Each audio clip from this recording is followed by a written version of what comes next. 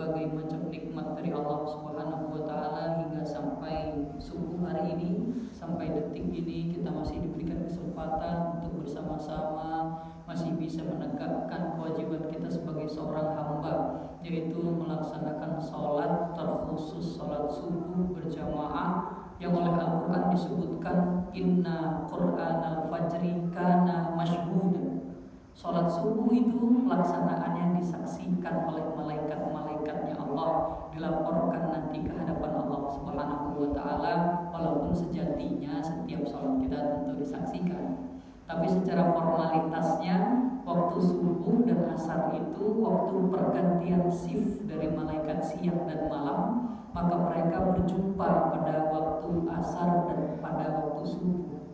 Maka kita bersyukur kepada Allah Subhanahu wa taala di saat malaikat akan membawa laporan tentang malam tadi untuk disampaikan kepada Allah, maka kita sedang berada di masjidnya Allah Subhanahu wa taala. Dan kita berharap mudah-mudahan ini semua akan menjadi amal ibadah kita yang sempurna, terutama untuk menjadi bekal kita nanti berjumpa dengan Allah Subhanahu wa taala. Amin ya rabbal alamin. Salam dan salam selalu kita sanjungkan kehadirat Nabi besar Muhammad sallallahu alaihi wasallam yang selalu kita dambakan syafaatnya, dan mudah-mudahan Allah berkenan mentakdirkan kita semua masuk dalam golongan umatnya baginda Muhammad sallallahu alaihi wasallam. Bapak-bapak yang dirahmati oleh Allah Subhanahu wa taala, pada kesempatan pagi hari ini kita akan mencoba mengenal betapa luasnya ampunan dan kasih sayangnya Allah Subhanahu wa taala untuk semua hambanya tanpa terkecuali. Tanpa terkecuali, mau yang taat, mau yang gak taat, mau yang baik, mau yang belum baik, mau yang taat sholat, belum yang taat sholat, semuanya tetap mendapatkan peluang untuk dapat ampunan Allah, untuk dapat ridhonya Allah, untuk dapat surganya Allah Subhanahu wa ta'ala. Harusnya surga dulu itu, ridho itu paling tinggi soalnya derajatnya. Tadi saya nyebutinnya malah dari ridhonya dulu. Harusnya kita sebut surganya Allah dulu, kemudian baru cintanya Allah, baru ridhonya Allah Subhanahu wa ta'ala. Karena nanti disebutkan ada orang-orang yang masuk surga, tapi ditanya nanti, hei penduduk surga, apalagi yang kalian inginkan? Tak ada, kami sudah dapatkan semuanya. Tapi ada yang menjawab, masih ada yang belum kami dapatkan, padahal udah di surga Pak. Apa itu? Kami ingin melihat Allah tanpa hijab. Wah, ada orang yang udah di surga, tapi masih belum satu didapatkannya nikmat paling tinggi, yaitu ridhonya Allah untuk melihat Allah tanpa hijab. Nah, itu padahal yang udah di surga Pak. Maka paling tinggi itu kita semua diajarkan adalah mendapatkan ridhonya Allah. Kalau udah dapat ridhonya Allah, itu semuanya udah gak ada lagi yang berarti. Oke, Bapak Ibu yang dirahmati oleh Allah Subhanahu wa taala, kita akan mulai dari sebuah hadis. Ini hadisnya kalau kita baca penjelasan ulamanya unik Pak. Kalimat-kalimatnya, kemudian alasan-alasannya, ini termasuk hadis yang sangat rahasia sebetulnya, tapi tetap dibeberkan. Tapi lucu ini ceritanya. Ketika disebutkan hadisnya dari An Abi Dzar radhiyallahu anhu, dari sahabat Abu Dzar, beliau berkata, "Ataitun Nabi sallallahu alaihi wasallam." Datang kepadaku Nabi sallallahu alaihi wasallam dengan berpakaian yang putih, wa huwa naimun, dan dia tidur. Summa ataituhu wa qad istayqadha faqala. Kemudian tiba-tiba Rasulullah itu terbangun. Jadi Abu Dzar ini datang, ketemu Nabi lagi tidur. Tiba-tiba Nabi terbangun katanya. Lalu beliau berkata, "Ma min abdin qala la ilaha illallah thumma mata ala dzalika illa dakhalal jannah." Ma min abdin, tidaklah dari seorang hamba, qala, yang hamba itu berkata dengan lisannya, la ilaha illallah, la ilaha, tiada Tuhan, illa, kecuali Allah. Thumma, kemudian mata, ala dzalika, dengan keyakinan itu. Jadi siapa yang mengucapkan la ilaha illallah plus ditambah keyakinan dalam jiwanya, kemudian tiba-tiba kok dia meninggal dunia dengan keadaan beriman itu tadi, maka dakhalal jannah, pasti masuk surga, kata Rasulullah SAW. Protes, Abu Dzar protes, Pak. Wa in zana wa in saroko, ya Rasulullah. Wa in zana, kalau dia tukang zina gimana ya Rasulullah? Wa in saroko, kalau dia tukang maling gimana ya Rasulullah? Kata Rasulullah, wa in zana wa in saroko, walaupun dia tukang maling, walaupun dia tukang zina, masuk surga pokoknya. Wih, asik sekali. Siapa yang meninggal siapa yang mengucapkan kalimat la ilaha illallah dalam keadaan itu dia iman kepada Allah Subhanahu wa taala, kemudian dia mati, maka dia masuk surga walaupun sebelumnya dia tukang maksiat. Ini baru lafaz hadisnya, tapi kita harus pahami penjelasannya. Maka disebut tadi rahasia, Pak. Ini disebut hadis yang rahasia karena kalau cuma tahu-tahu dibeberkan, kalau belum dipahami penjelasannya, maka orang-orang akan sombong, akan membuat ini jadi ban serep. Kata Rasulullah, siapa yang bilang la ilaha illallah masuk surga ini? Ya udah, kita maksiat dulu saja. Nanti udah dekat-dekat baru kita bilang la ilaha illallah. Repot jadinya. Maka ini hadisnya unik sekali ini. Kalau nggak benar menyampaikannya, kalau nggak benar dalam memahaminya, repot ini hadisnya.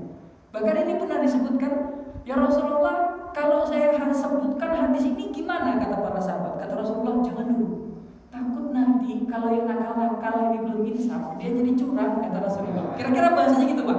Tapi nggak seperti itu juga bahasa asli hadisnya. Tapi kira-kira seperti itu. Kenapa ya? Karena enak sekali kan, Pak. Man qala la ilaha illallah tsumma mata dakhala jannah. Siapa yang berkata la ilaha illallah kemudian dia mati dalam keadaan beriman dengan perkataannya itu, pasti masuk surga, kata Rasulullah SAW. Maka sekarang kita pahami penjelasannya, apa yang dimaksud dengan hal ini.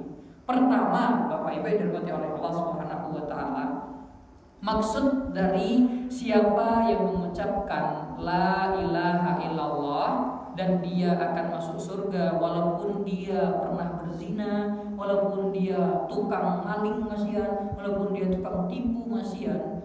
Maksudnya seperti ini. La ilaha illallah, tiada Tuhan selain Allah, itu adalah kebenaran yang absolut, kebenaran yang mutlak. Jadi satu kebenaran yang mutlak ini akan tetap menjadi benar ketika disebutkan oleh siapapun juga, mau orang yang baik ataupun yang belum baik, mau yang taat ataupun yang belum taat, mau yang masih jahat ataupun yang akan berusaha memperbaiki dirinya, atau yang masih dalam berlingkup dengan kehidupan yang berbuat dosa. Tapi ketika dia mengucapkan kalimat la ilaha illallah, maka sah tetap kalimat la ilaha illallahnya, dia akan tetap mendapatkan kebaikan. Jadi bukan masalah dia mengucapkan akan selalu selamat dan masuk surga, belum, tetapi masih merujuk kepada penjelasan kalimatnya dulu, bahwa la ilaha illallah adalah satu kebenaran yang tak bisa ditumpang tindih, tak bisa disangkal. Logikanya seperti ini, Bapak Ibu sekalian. 10 tambah 10 sama dengan 20. Atau yang lebih mudah lagi, 1 tambah 1 sama dengan 2. Ini ketika anak TK diajarkan 1 tambah 1 berapa? 2, betul. Ketika anak S1 yang dikasih tahu 1 tambah 1 berapa? 2. Ketika seorang profesor doktor yang ditanya, Pak, 1 tambah 1 berapa? 2. Orang-orang yang dari proses belajar dari awal sampai yang udah paling senior disebutkan 1 tambah 1 sama dengan 2. Sekarang kita cek, kalau ada Garong, Pak Garong, 1 tambah 1 berapa? Oh, 2 gitu. 1 motor tambah 1 motor berapa? 2 motor. Oh, selesai. 2. Ada yang tukang calo tanah, misalnya, Pak, 1 tanah tambah 1 tanah berapa? 2 tanah dong, 2 bidang. Oh ya pintar, pasti 2 tambah 1 tambah 1 pasti. Ada yang tukang tipu, tukang bohong, kalau ditanya 1 tambah 1 berapa? Tetap 2. Ada yang tukang korupsi. Berapa kali korupsi, Pak? Dulu sekali. Jadi berapa jumlahnya? 2 kali. Tetap 2. 1 tambah 1 tetap 2. Jadi mau yang baik, mau yang buruk, mau yang udah belajar, mau yang masih dalam proses belajar, ketika ditunjukkan satu pertanyaan, berapa 1 tambah 1? Jawabannya 2. Tanpa perlu dikasih ancaman, tanpa perlu dikasih hadiah, maka semuanya akan bilang 1 tambah 1 sama dengan 2. Misalnya saya kan gak perlu Pak bilang, Pak Riko berapa 1 tambah 1? Gak mau jawab. Bilang 2 gak Pak? Kalau gak saya tujah nih. Gak perlu kan? Tetap aja beliau akan bilang, ya udah 2. Atau Pak Andi Pak berapa 1 tambah 1? Gak mau jawab. Tak kasih hadiah mobil Pak? Bilang 2. Oke 2. Kan gak perlu kayak gitu. Tetap pokoknya gak dikasih apa-apa pun, kita akan bilang 1 tambah 1 adalah 2. Ini penjelasan logikanya daripada hadis man qala la ilaha illallah dakhalal jannah, walaupun dia zina, pernah berzina ataupun masih berzina, wa in syaraka, walaupun dia masih dalam mencuri ataupun dulu pernah mencuri sekarang telah taubat, semuanya ketika berkata la ilaha illallah akan dapat potensi, maksudnya gitu, potensi dakhalal jannah, yaitu petunjuk atau jalan untuk menuju ke surganya Allah Subhanahu wa ta'ala. Nah, itu hadis pembuka, penggembira hati kita semua, bahwa siapa yang mengucapkan la ilaha illallah pasti semua punya potensi untuk masuk surganya Allah Subhanahu wa ta'ala. Kalau bisa ya. Insya Allah. Maka kalaunya ini yang harus kita hilangkan dulu. Jangan sekedar kalau bisa. Setelah mengucapkan kalimat la ilaha illallah, maka sekarang kita akan teruskan kepada perjuangan yang selanjutnya. Kemudian kita tambahkan dengan hadis pendukung lainnya. Kayaknya udah pernah kita sebutkan, tapi baru sedikit. Sekarang kita jelaskan secara detail. Satu kali ada pemuda yang datang kepada Rasulullah Shallallahu Alaihi Wasallam. Pemuda ini bilang, ya Rasulullah, aku suka dengan dirimu, aku mencintaimu, aku suka dengan caramu berbicara, caramu mengatur orang, caramu mendakwahkan agamamu. Walaupun dia belum kenal Tuhan ini. Aku pengen ikut bersamamu ya Rasulullah. Gimana caranya? Kata Rasulullah, syahadat tentunya. Asyhadu an la ilaha illallah. Sebelum engkau cinta kepadaku, cinta kepada Allah dulu. Akui dulu Allah Subhanahu wa ta'ala sebagai Tuhan, aku sebagai Rasul. Terus kata orang ini, tapi tunggu dulu ya Rasulullah. Dalam agamamu kan harus sholat, harus zakat, harus berbuat baik. Gak boleh zina, gak boleh merampok, gak boleh mencuri, gak boleh berbuat buruk. Sementara aku, penghidupanku masih dari riba, aku masih suka nipu-nipu katanya, masih suka berzina. Terus gimana aku harus masuk Islam ya Rasulullah? Bukankah itu semua dilarang oleh agamamu? Kata Rasulullah, yaudah masuk Islam aja. Seserah, masuk Islam dulu aja. Yang penting jangan tinggalkan sholat, kata Rasulullah SAW. Akhirnya kata pemuda ini, oke siap, saya masuk Islam ya Rasulullah. Asyhadu an la ilaha illallah wa asyhadu anna Muhammadar Rasulullah. Kemudian diajarkan sholat dengan singkat oleh Rasulullah. Lalu pemuda ini pulang ke tempat asalnya, agak jauh, tidak tinggal di Madinah dia, tapi dia agak pelosok sana di luar kota Madinah. Akhirnya dia pulang. Diprotes Pak Rasulullah ini oleh Ibnu Abbas, sahabatnya, sepupunya. Kata Ibnu Abbas, ya Rasulullah, itu tadi pemuda kan dia bilang masih mencuri, masih berzina, masih tipu-tipu. Tapi kenapa engkau biarkan dia masuk Islam? Apakah engkau ingin melegalkan, atau apakah engkau telah melegalkan perbuatan buruknya sehingga dia boleh masuk Islam? Jawaban Rasulullah itu unik sekali Pak. Kata Rasulullah, siapa yang halalin zina? Siapa yang melegalkan mencuri? Siapa yang melegalkan tipu-tipu? Aku tak pernah melegalkan itu semua, kata Rasulullah. Yang aku bilang kepada pemuda tadi, silahkan masuk Islam, tapi jangan pernah engkau tinggalkan sholat. Kenapa? Kata Ibnu Abbas. Kata Rasulullah, ketika pemuda tadi sudah tahu di tingkat pertama sholat adalah kewajiban, nanti dia dijaga sholatnya, dia akan mulai meningkatkan rasanya sholat adalah kebutuhan. Ketika dia terus sholat, dia akan mulai merasa dalam tingkatan hatinya sholat itu adalah rasa syukurnya kepada Allah Subhanahu wa ta'ala. Semakin dia semakin dia mencintai Allah, semakin dia taat kepada Allah, maka di sisi lainnya semakin dia akan membenci maksiat, semakin dia akan meninggalkan larangan-larangan Allah Subhanahu wa taala. Baru dia bernapas. Iya betul juga katanya. Jadi enggak kemudian ketika orang masuk Islam harus sholat, harus zakat, tinggalkan ini, tinggalkan itu, bubar nanti. Ada yang belum siap karena ada yang belum mampu menerima semua itu. Tapi dengan indah cara Rasulullah, ya udah silahkan. Mau zina ya dulu, saroko mencuri dulu. Tapi bukan membiarkan. Ada syarat lain, jangan tinggalkan sholat.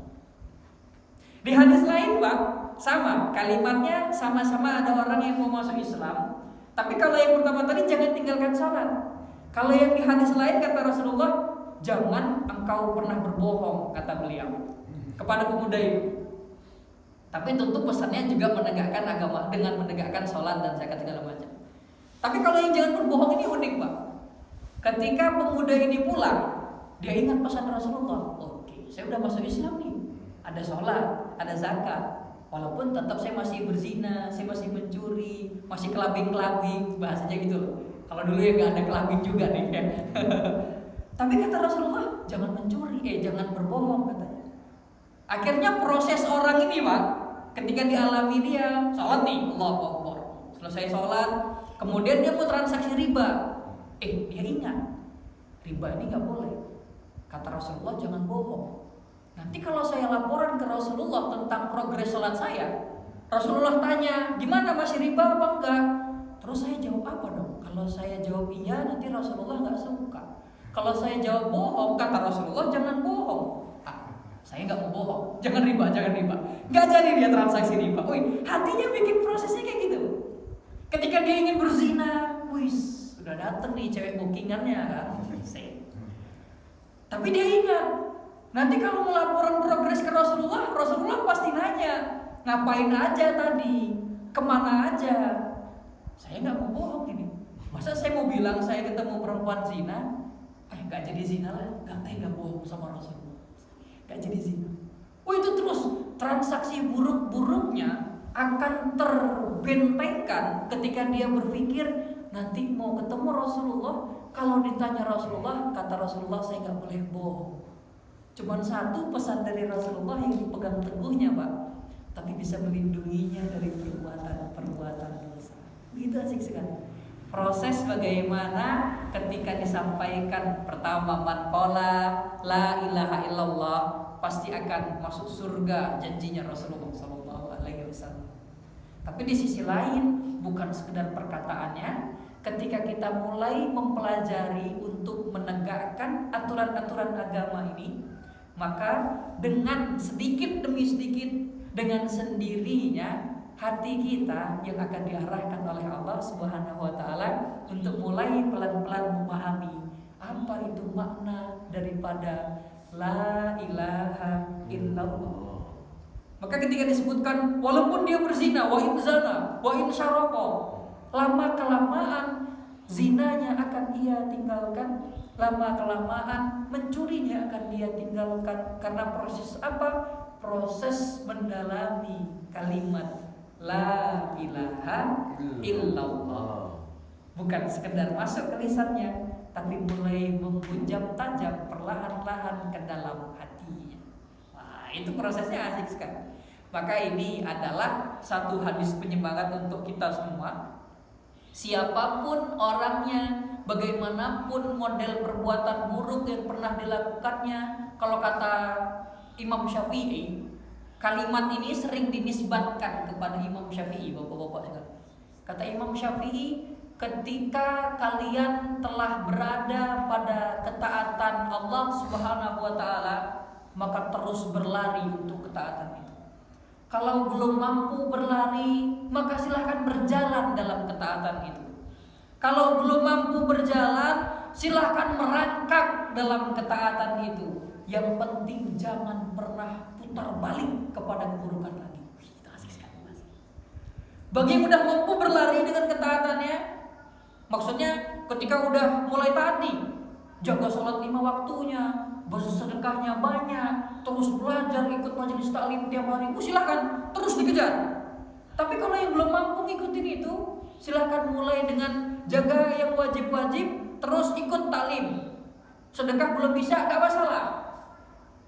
Kalau belum bisa sedekah juga, belum bisa ikut majelis taklim rutin juga, ya setidak-tidaknya taklim lah 2 kali sebulan. Masih kurang ya? Kita berapa kali Pak? 4 tambah 3 kali sebulan. Oh pokoknya berbanyak. Belum bisa ikut taklim, setidak-tidaknya jaga dulu yang sudah wajib, yang sudah kita pahami. Pokoknya kata Imam Syafi'i, gak bisa lari ya jalan, gak bisa jalan yang merangkak. Yang penting apa? Jangan putar balik, jangan kembali ke kemaksiatan yang udah pernah ditinggalkan. Karena itu susah Pak. Ketika kita udah mulai merasa meninggalkan maksiat, mulai bisa taat, itu ujiannya akan, aduh mulai bosan dengan taat, mulai pengen lagi maksiat. Wah itu repot itu. Tapi pokoknya jangan sampai putar balik. Mau merangkak dalam ketaatan Allah, mau yang dikit-dikit saja yang dikerjakan dalam ketaatan Allah, gak masalah. Yang penting jangan pernah putar balik. Supaya apa? Supaya kita gak kembali tergoda. Karena kalau udah balik lagi susah itu Pak, repot itu. Proses. Kalau mau bilangnya proses, saya akan bilang gak masalah. Tapi kalau prosesnya diabaikan, nah ini yang repot ini. Nah ini logika kita akan terus berjalan Pak. Kita akan coba belajar dengan logika-logika yang indah. Kenikmatan itu ada dalam ketaatan, ada dalam maksiat.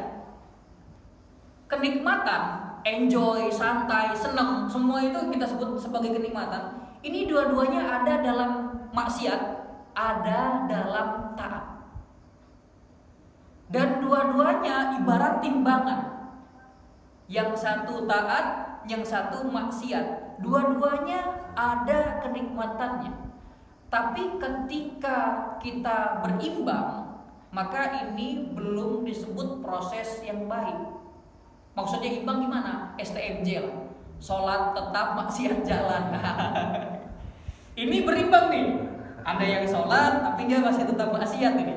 Maksudnya masih rata. Maksiatnya ya enjoy, taatnya ya enjoy juga. Nah, itu masih enjoy. Gimana Pak? Enggak masalah itu ya. Saya belum masalah. Ini masih dijelaskan dulu. Justru itu masih disebut bermasalah. Kenapa? Karena belum hakiki Pak. Nikmat maksiatnya masih setengah-setengah, nikmat taatnya masih setengah-setengah ini. Coba kalau masih merasakan ini salat nih, asik salat nih. Tapi belum nyaman karena nanti mau korupsi. Ada ya? Saya mau sholat nih, tapi nanti mau tanda tangan korupsi nih. Masih salat nih, tapi dia masih korupsi. Nanti waktu udah proses korupsinya mau tanda tangan korupsi nih. Tanda tangan korupsi nih, duit banyak. Tapi tadi sholat. Masih teringat kan? Jadi pikirannya masih terombang-ambing. Saya nggak mau bilang nggak apa-apa. Saya pengen kita berproses berpikir dulu. Jadi yang tadi sholat sama yang tadi maksiat, ketika dia masih berimbang, saya akan sebut di sini masih kenikmatan yang abstrak, nggak jelas dia mau kemana ini. Sholat tapi maksiat tapi sholat, lagi sholat mikirin maksiat, lagi maksiat mikirin sholat. Repot kan? Ini Raceto nih, Bunglon aja kalah ini, nggak jelasnya sama dia ini. Karena masih berimbang. Dan ini adalah satu proses yang sedang tidak benar namanya. Dia berimbang, tapi itu belum jelas. Karena harus pilih salah satu. Kalau mau silakan maksiat betulan. Tapi pasti di sisi lain kenikmatan taatnya akan hilang. Orang yang cari kenikmatan, misalnya ada yang pusing, saya pusing mau kelabing. Kenapa dia kelabing? Karena bagi dia kelabing itu membawa kenikmatan. Rasa pikirannya hilang, bebannya nggak ada, ketemu teman-teman happy. Karena dia memposisikan nilai-nilai positif yang dia dapatkan dari kelabingnya. Di Metro ada kelabing nggak sih Pak? Kalau di Jogja ada. Kalau di Jogja ada Pak, ada. Kalau di Metro kayaknya nggak ada Pak ya? Ada ya? Tahuan Pak. Kayaknya belum ada ya, Oke, karena tadi ketika orang yang mencari kenikmatan dengan maksiat, dia merasa nikmat dengan maksiatnya. Tapi di sisi lain, pasti ibadahnya tidak akan dia rasakan kenikmatannya. Karena posisi nikmat yang berada di tengah telah disalurkan kepada sisi yang satu, maka sisi yang satunya akan kosong. Maka naiklah maksiatnya, turunlah nikmat taatnya. Maka inilah kalimat yang disebut oleh ulama, iman itu naik dan turun. Yazid itu bertambah, yanqus itu berkurang. Kalau kita ngaji kitab iman, akan ditemukan kalimat al-imanu yazid wa yanqus. Iman itu senantiasa bertambah, senantiasa berkurang. Bukan tingkat imannya, tapi kualitasnya. Jumlah imannya segitu-segitu aja. Iman kepada Allah, ya udah, nggak akan bertambah, nggak akan berkurang. Tetapi kualitasnya yang dimaksudkan akan bertambah, akan berkurang. Dan kalimatnya enak, yazidu bitta'ah. Iman akan bertambah kualitasnya dengan taat, wa yanqusu bil maksiyah, dan kualitas iman akan berkurang dengan maksiat. Maka logika tadi, ketika seseorang mengarahkan kenikmatannya kepada maksiat, dia akan enjoy dengan maksiatnya, gak peduli dengan yang lain, tapi di sisi lain taatnya pasti akan hilang. Orang kalau udah nikmat dengan maksiat kan gak peduli lagi dengan omongan orang, Pak. Apa nanti kata tetangga kalau kamu ke kelabing? Bodoh amat, yang penting happy. Bahasanya kayak gitu. Tetapi harusnya, Pak, sekarang kita pakai logika terbaliknya. Ketika seseorang mampu tidak memperdulikan kata-kata orang lain dengan maksiatnya, maka sejatinya dia bisa mengarahkan sikap ini kepada ketaatan. Jangan ke masjid, nanti kamu dijauhin teman kamu. Biarin aja, yang penting saya mau ke masjid. Bisa digunakan harusnya kalimat itu. Tapi posisinya adalah, apakah kita mau membuat logika ini berbalik dari nikmat dalam maksiat, gak peduli apa kata orang, kita putar kepada nikmat dalam taat, gak peduli apa kata orang. Itu susah. Tapi harusnya dia bisa dibalikkan. Kalau ada orang yang gak peduli kata orang dengan maksiatnya, harusnya dia bisa juga berkata, saya gak peduli apa kata orang dengan ketaatan saya.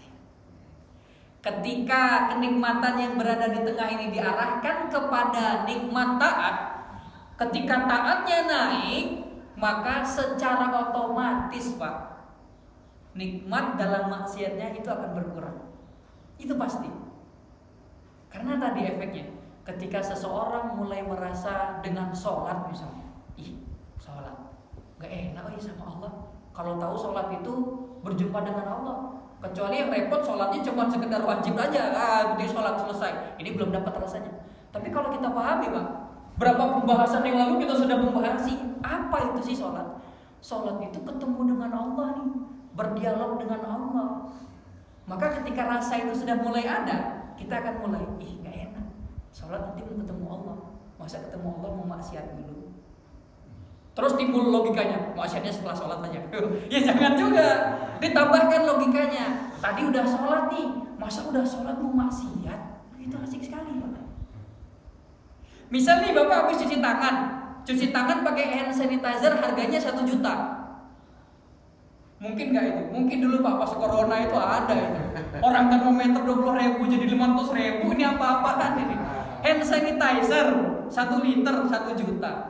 1 juta Pak buat hand sanitizer. Udah kita cuci nih, terus kita kira-kira masih mau megang makanan, masih mau nyolek petis nggak tuh yang akan bikin kotor lagi?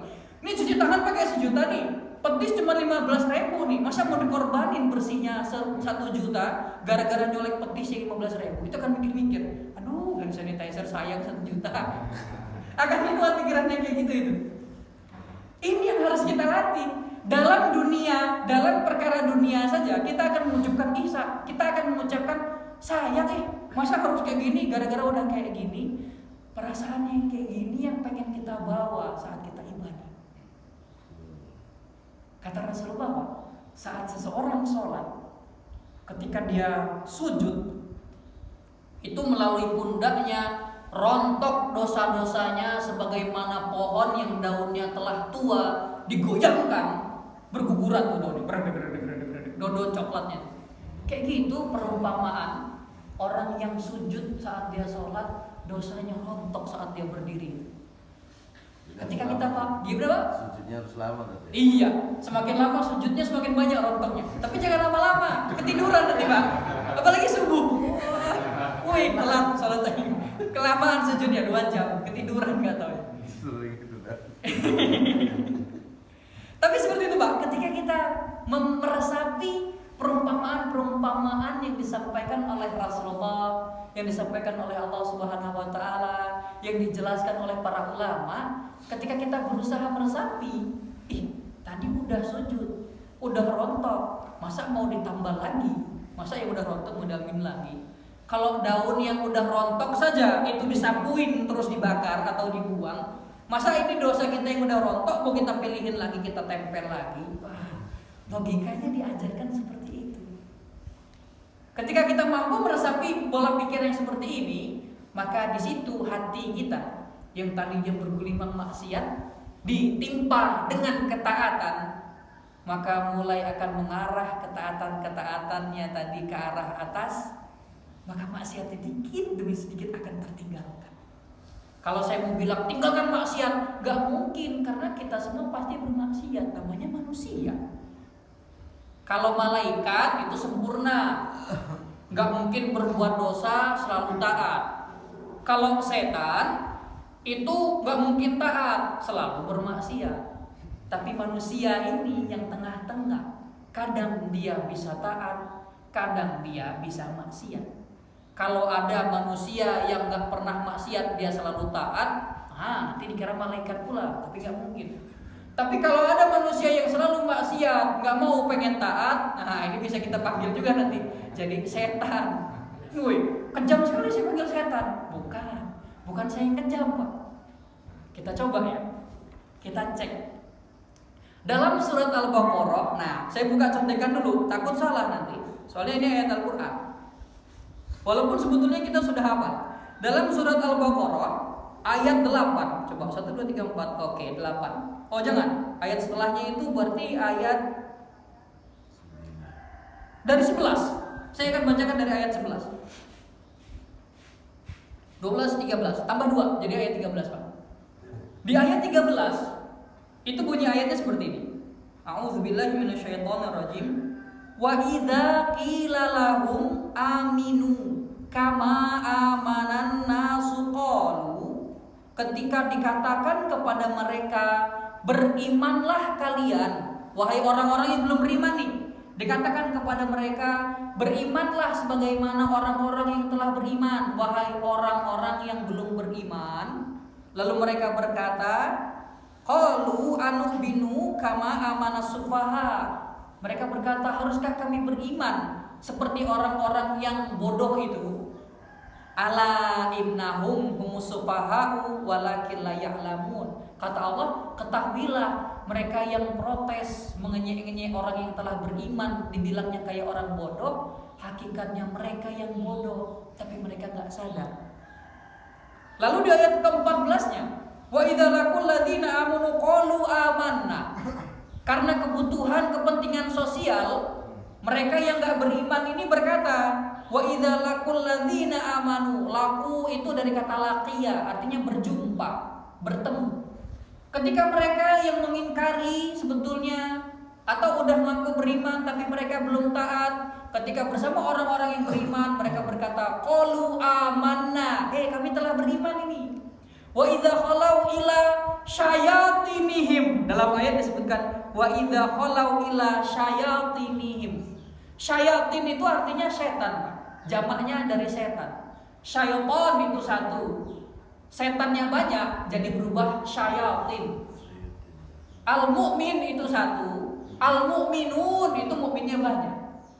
Dan di sini disebutkan wa idza khalau ila syayatinihim. Ketika orang-orang yang aku beriman ini kembali kepada setan-setan mereka, nanti Bapak cek di terjemahan, di Quran terjemah. Syayatinihim itu dalam kurung pemimpin-pemimpin mereka yang ingkar atau pemimpin-pemimpin mereka yang belum beriman. Jadi orang yang belum beriman atau yang melanggar aturannya Allah dipanggil syaitan oleh Al-Quran. Kenapa kok dipanggil syaitan? Dalam bahasa Arab, Pak, nama sebuah benda itu banyak yang terambil dari kata kerjanya. Misalnya taklim, kita nih taklim nih, namanya belajar, itu terambil dari kata kerja ta'allama, nama kata kerjanya. Bahasa Arabnya ta'allama itu artinya belajar. Proses belajar namanya ta'lim. Orang yang belajar nanti namanya muta'alim. Orang yang udah belajar disebut alim. Itu jadi dalam bahasa Arab seperti itu. Sama, kalimat syaitan ini terambil dari kata kerja, Pak. Kata kerjanya itu syatona. Syatona itu artinya apa? Melanggar aturan. Syatona itu artinya apa? Keluar dari jalur yang telah ditentukan. Syatona itu artinya gak mau ngikutin aturan. Maka yang melanggar aturan dipanggil syaitan. Kita kenal dengan setan kalau di bahasa Indonesia kan. Jadi syaitan itu bukan nama asli. Nama aslinya iblis.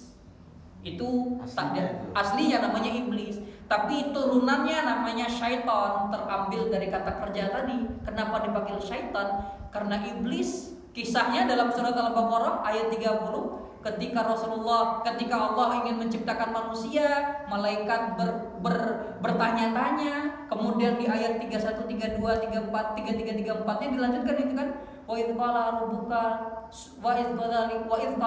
lil malaikati isjudu li Adam. Ketika Allah berkata, wahai makhluk-makhluk Allah, sujudlah kepada Adam, kepada malaikat, kepada jin. Tapi fasajadu illa iblis. Mereka semua bersujud kecuali iblis, melanggar aturannya Allah. Kemudian mereka minta kepada Allah, ya udah, saya nggak mau. Kenapa? Kok nggak mau sujud? Kami lebih mulia, kami dari api. Anda engkau ciptakan dari tanah. Sombong, melanggar aturan. Maka kemudian turunannya ketika sudah masuk ke dunia ini dipanggil syaitan karena melanggar aturannya Allah Subhanahu wa taala. Jadi yang taat, maka itulah manusia. Kemudian ketika dia akan terus taat, nanti bahkan derajatnya bisa lebih tinggi daripada malaikat-malaikatnya Allah, disejajarkan dengan malaikat-malaikatnya Allah. Tapi kalau yang ingkar, maka dia akan terus jatuh ke bawah, maka bergabunglah bersama syaitan. Maka pilihannya di antara kita, mau ngikut jalurnya malaikat atau mau ikut rombongan bisnya setan yang ke neraka jahanamnya Allah Subhanahu wa taala. Kalau dalam surat As-Sajdah itu, Pak, kalau hari Jumat biasanya sering dibacakan ini surat As-Sajdah di ayat ke-14-nya, ke-13, 14, ayat ke-13. Kata Allah Subhanahu wa taala, "Lau syi'na la'ataina kulla nafsin hudaha." Lau syi'na, kalau kami berkehendak, kata Allah, la'ataina, akan kami berikan, akan kami datangkan kulla nafsin, setiap manusia itu, hudaha, petunjuk untuk mereka, hidayah untuk mereka. Walakin haqqal qawlu minni, tetapi sudah aku tetapkan sebuah janji, kata Allah Subhanahu wa taala, la amla'anna, akan betul-betul kami penuhi jahannama, neraka jahanam itu, minal jinnati wan nasi ajma'in, dengan jin dan manusia semuanya. Quran surat As-Sajdah ayat ke-13 itu.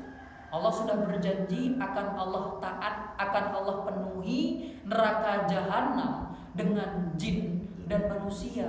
Siapa? Jin yang gak mau taat kepada Allah. Siapa? Manusia yang udah dikasih tahu kalau jin itu adalah musuhnya yang jahat, tapi jin yang disebut iblis dan setan, innahum lakum aduwwum mubin, mereka itu adalah musuh yang nyata, tetapi masih diikuti maksiatnya. Ya udah, bareng-bareng sekalian, kata Allah, ke neraka jahanam. Sekalian ikut ke neraka jahanam. Nah, itu tadi. Iya.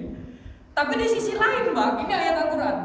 Tapi di Quran surat Ali Imran ayat 132 Itu keren sekali kalimatnya Allah Subhanahu wa taala. Surat Ali Imran ayat 132.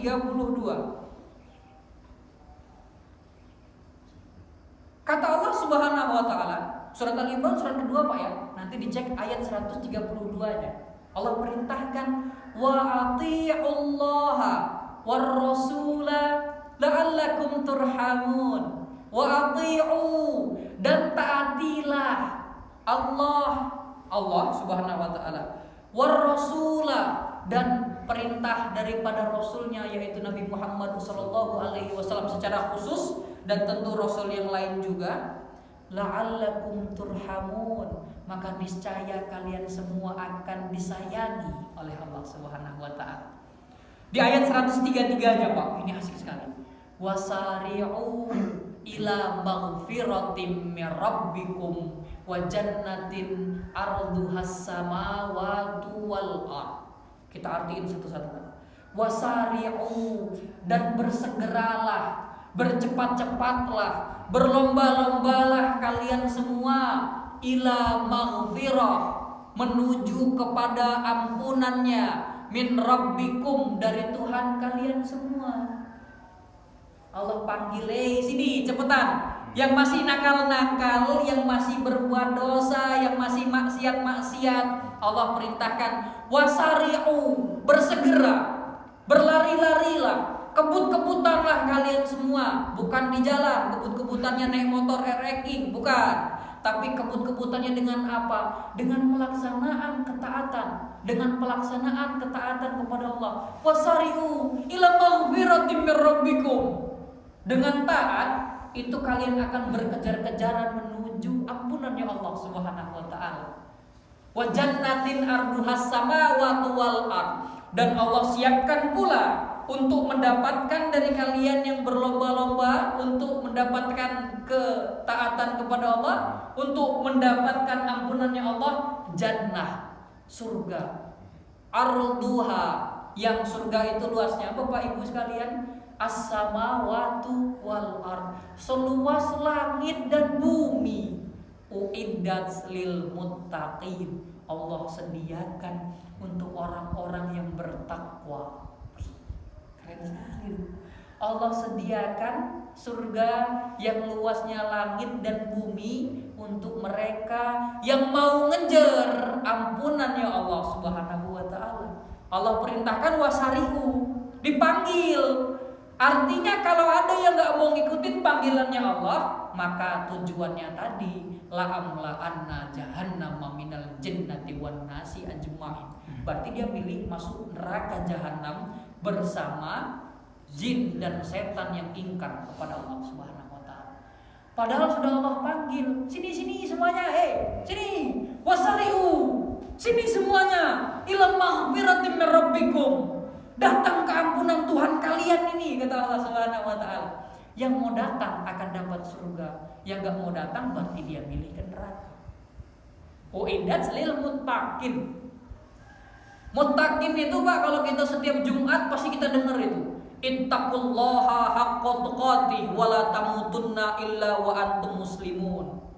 Ittaqullaha, bertakwalah kepada Allah. Orang yang ittaqu namanya muttaqin, bertakwa. Takwa ini apa masalahnya?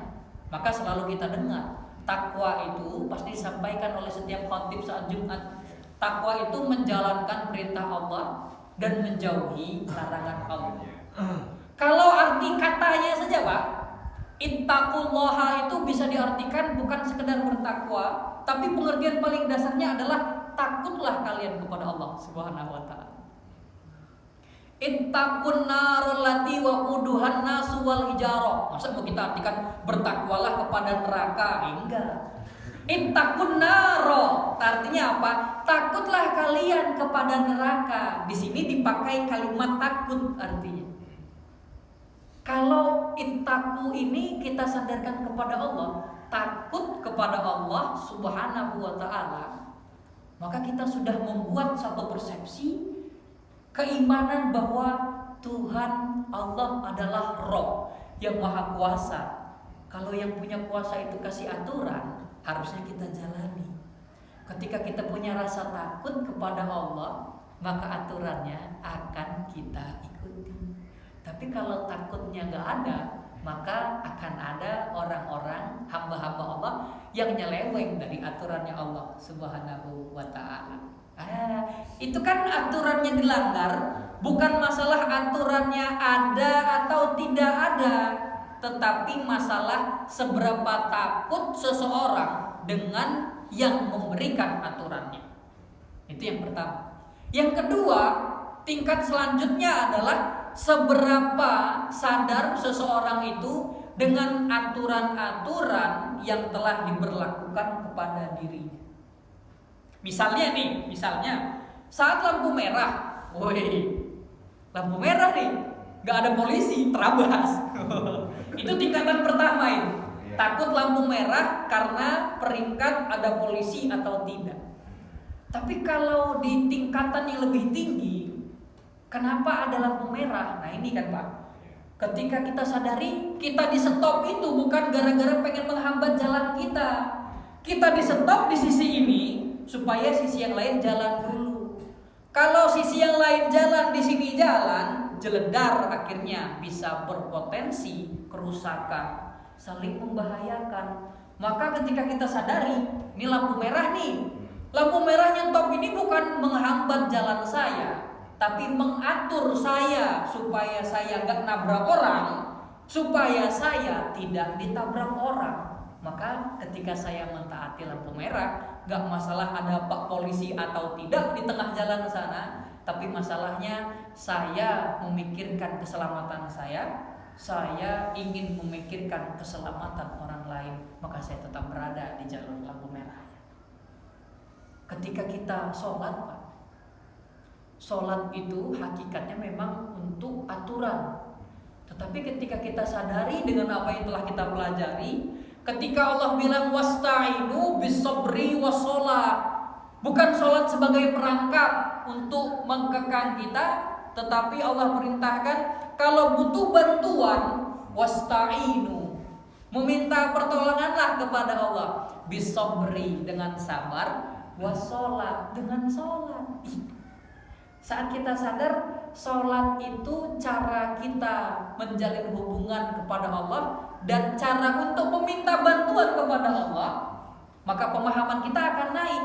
Sholat bukan sekedar kewajiban untuk kita laksanakan, tapi sholat cara kita meminta bantuan kepada Allah Subhanahu wa ta'ala. Itu enak ketika logika-logikanya sedikit demi sedikit kita bangun, sedikit demi sedikit kita fahami, maka dengan sendirinya perasaan kita akan terbawa untuk bisa taat kepada Allah Subhanahu wa ta'ala. Nah, hadis penutup Bapak Ibu sekalian tentang betapa luasnya ampunannya Allah, betapa luasnya kasih sayangnya Allah kepada kita. Satu hadis dari Anas bin Malik. Hadisnya hadis qudsi. Sering kita sebut hadis qudsi itu adalah firman-Nya Allah Subhanahu wa taala, tetapi yang langsung disampaikan kepada kekasihnya Rasulullah sallallahu alaihi wasallam. Kalau firman Allah yang dititipkan kepada malaikat Jibril disalurkan lagi kepada Rasulullah sallallahu alaihi wasallam, maka inilah yang kita kenal dengan Al-Qur'an. Tetapi ketika firman-Nya Allah yang langsung berhubungan dengan Rasulullah, kita nggak tahu bagaimana nyampenya itu udah hubungannya Rasulullah dengan Allah Subhanahu wa taala. Tapi Rasulullah langsung menyampaikan, Allah berfirman, kata beliau seperti itu. Apa kata Rasulullah sallallahu alaihi wasallam?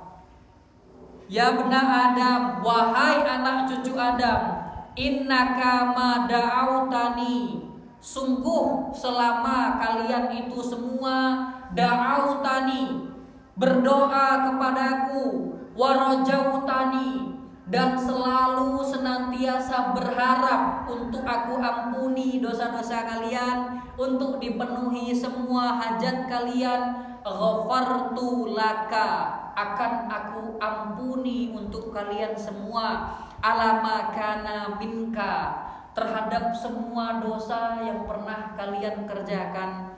wala ubali, dan tak aku pedulikan dosa-dosa itu lagi. Kabar gembira lagi Ustaz. Kabar gembira lagi, Pak. Ini hadisnya qudsi loh, Pak.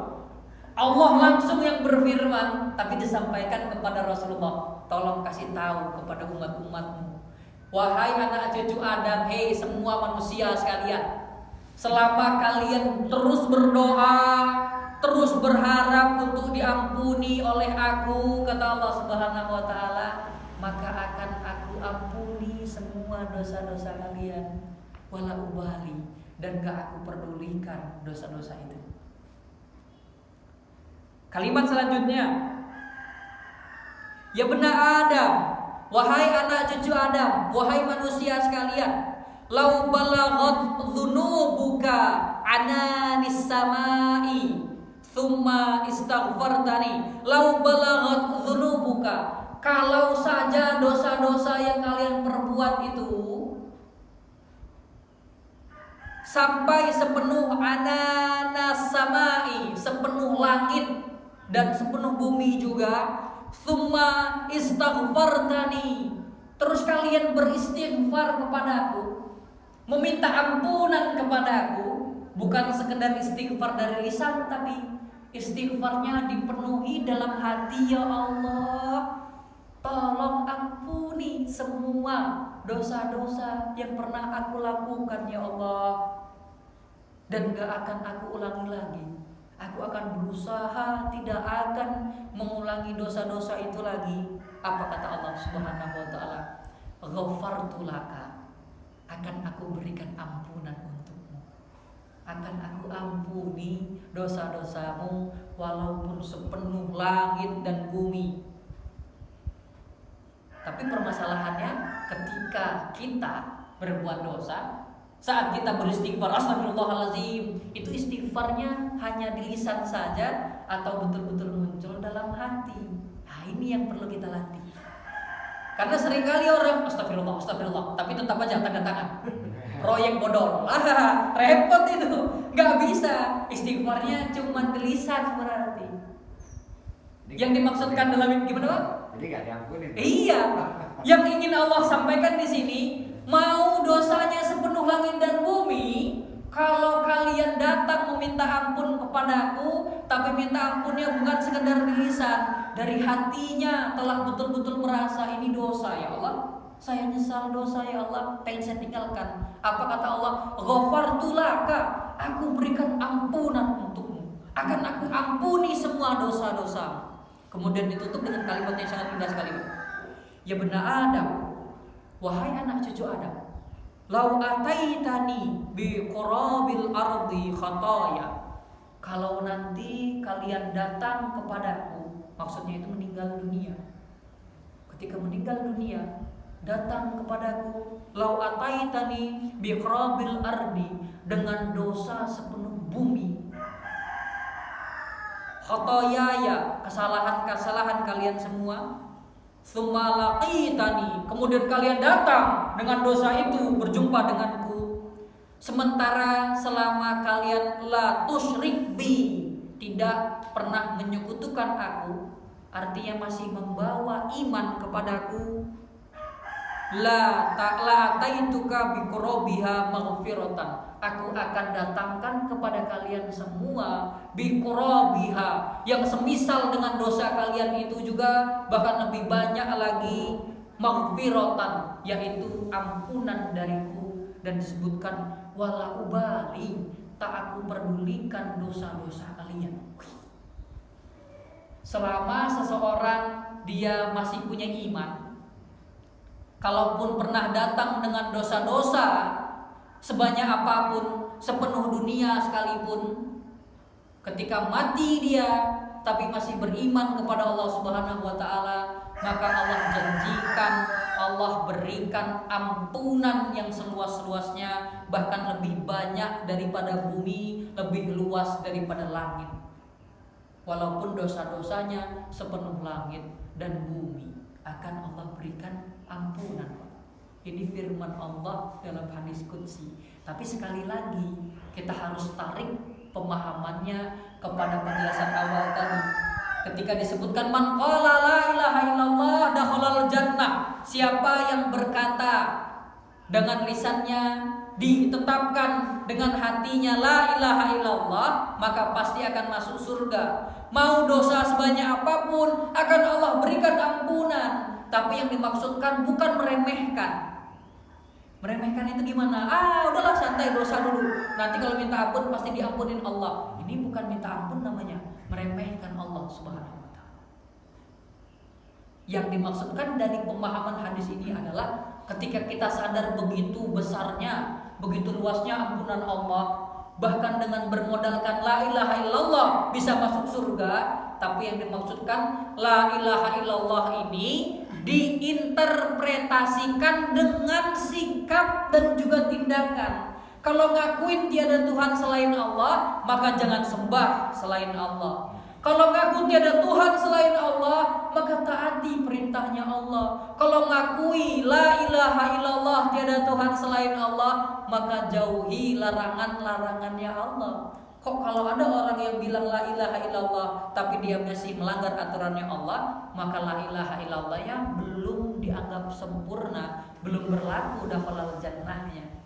Belum mampu maghfirahnya Allah tadi berlaku ketika cuma dimaknai dengan lisan, tetapi harus kita sampaikan pemahaman ini ke dalam hati kita, sehingga hati kita yang akan berkata, saya sudah menyembah Allah, maka saya harus tunjukkan cara menyembah Allah dengan baik dan benar.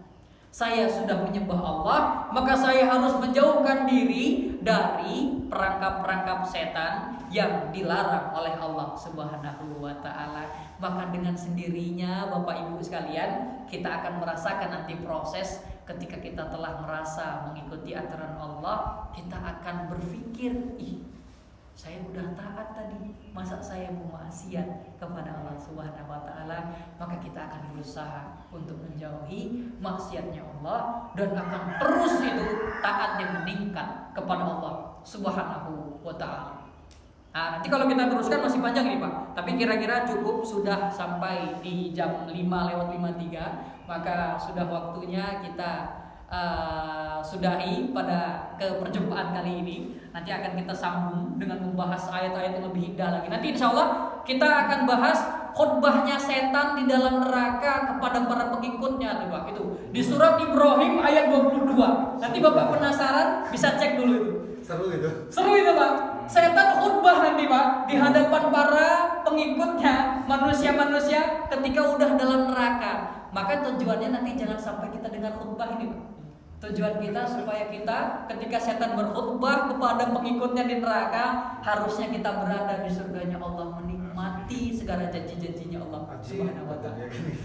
Quran surat Ibrahim ayat 22, nanti Bapak boleh cek itu terjemahnya supaya besok ketika kita bahas kita langsung keren betul itu pembahasannya. Besok kita bahas dengan tafsirnya, nanti Bapak bisa coba baca dari terjemahnya dulu. Ibrahim ayat 22.